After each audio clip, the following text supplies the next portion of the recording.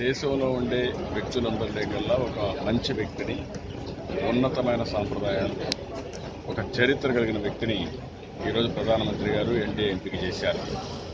అలాంటి వ్యక్తిని అందరూ కూడా సహకరించాల్సిన అవసరం ఉంది. ఎన్నికలు అనేటివి నామమాత్రం, పెద్ద ఎన్నికలు లేవు. ఆయన ఇప్పటికే గెలిచినట్టు లెక్క. కానీ టెక్నికల్గా ఎలక్షన్ జరగాలి కాబట్టి ఎలక్షన్ జరుగుతాయి. అదే సమయంలో ఇలాంటి ఉన్నతమైన పదవి వచ్చినప్పుడు అందరూ కూడా సహకరిస్తే దేశం యొక్క ప్రతిష్ట, ఆ పదవి యొక్క ప్రతిష్ట పెరుగుతుంది. అది చేసుంటే బాగుంటుంది. ఎనివే ప్రధానమంత్రి గారు ఎంపిక చేసిన అభ్యర్థి బెస్ట్ అభ్యర్థి కాబట్టి చాలా పొలిటికల్ పార్టీస్, ఎన్డీఏనే కాకుండా బయట ఉండే రాజకీయ పార్టీలు కూడా సహకరించారు. వాళ్ళు కూడా సపోర్ట్ చేశారు. ఇది చాలా మంచి నిర్ణయం, అన్ని విధాల సరైన నిర్ణయం.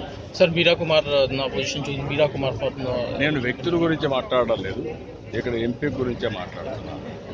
ఒకసారి ఎన్డీఏ ప్రధానమంత్రి గారు ఒక ఉన్నతమైన విలువలు కలిగిన వ్యక్తిని, ఒక వీకర్ సెక్షన్స్ అభ్యర్థిని ఎంపిక చేసినప్పుడు ఇంకొక అభ్యర్థిని ఎంపిక చేయాల్సిన అవసరం లేదు, పోటీ పెట్టవలసిన అవసరం లేదు.